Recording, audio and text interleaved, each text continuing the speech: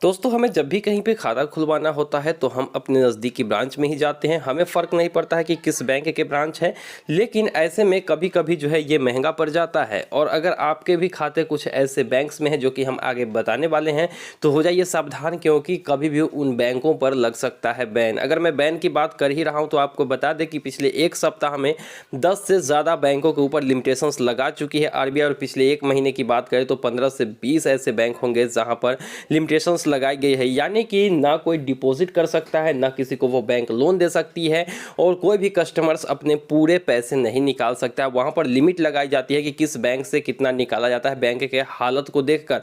और ऐसे में अगर आप भी ऐसे बैंक में खाता खुलवा लेते हैं जहाँ पर रिस्ट्रिक्शन लग जाए, तो फिर परेशानी आपको बहुत बड़ी हो सकती है, क्योंकि कहीं कहीं पर 20,000 से ज़्यादा नहीं निकाल पाएंगे, तो कहीं पर 50,000 से ज़्यादा नहीं निकाल पाएंगे, चाहे आपने कितना भी डिपॉजिट किया हुआ है। और अगर बैंक की स्थिति नहीं सुधरती है, बैन लगाने के रिस्ट्रिक्शन लगाने के बाद शुरू में 6 महीने के लिए लगाई जाती है, अगर इसके बाद भी बैंक की हालत नहीं सुधरती और बैंक लगातार घाटे में जाता है, दिवालिया होते चला जाता है, तो आखिरकार उसके लाइसेंस को रद्द कर दिया जाता है।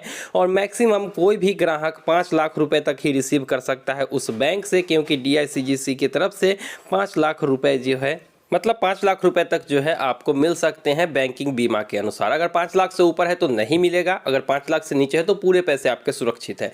अब बात कर लेते हैं यहाँ पर कि कौन से बैंक की हम बात करें। देखिए, किसी प्राइवेट बैंक में अगर आपका खाता है तो बैंकों के बैन लगने या फिर दिवालिया होने का तो सवाल ही नहीं उठता है। रेयर केस में ऐसा हो सकता है। अगर पब्लिक सेक्टर बैंक में यानी सरकारी बैंक में आपका खाता है तो बैंक की हालत ज़्यादा खराब हो जाती है, तो या तो उसको मर्ज कर दिया जाता है या फिर प्राइवेटाइजेशन कर दी जाती है, यानी कि बैंक प्राइवेट हो जाती है। ऐसे में भी आपके पैसे के डूबने के चांसेस कम है।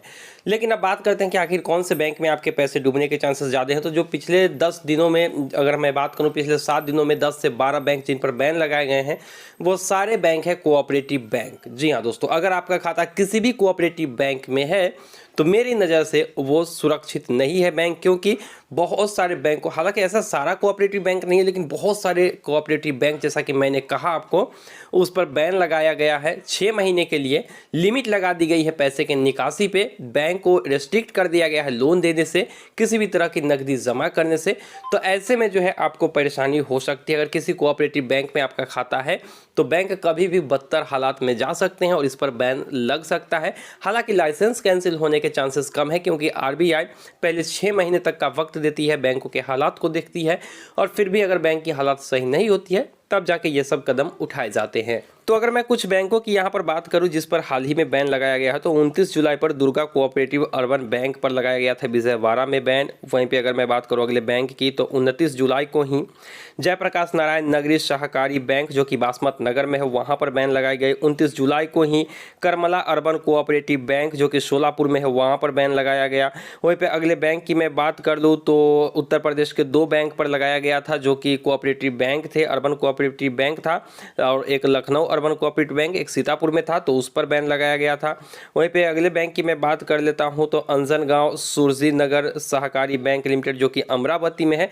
इस तरीके से बहुत सारे बैंकों पर जो है अभी फिलहाल 6 महीने के लिए बैन लगाया गया है। तो अगर आपका खाता किसी भी कोऑपरेटिव बैंक में है तो मैं तो कहूँगा कि 5 लाख से ज़्यादा आप वहाँ पर रखिए नहीं, क्योंकि बैंक अगर दिवालिया हो जाता है, लाइसेंस कैंसिल भी हो जाती है, उस परिस्थिति में भी 5 लाख रुपए तक के आपके सुरक्षित होते हैं। तो उम्मीद है कि आपको ये वीडियो ज़रूर पसंद आई होगी। अगर आपके भी खाता किसी कोऑपरेटिव बैंक में है तो कमेंट सेक्शन में लिखना मत भूलिए। हो सके तो उस बैंक से रिलेटेड स्थिति या फिर जानकारी हम आपको कमेंट सेक्शन में ही रिप्लाई के थ्रू प्रोवाइड करा सके। बाकी कोई भी जानकारी आप कमेंट सेक्शन में लिख सकते हैं। मिलते हैं किसी नई वीडियो में, हमें दीजिए इजाज़त। Thank you.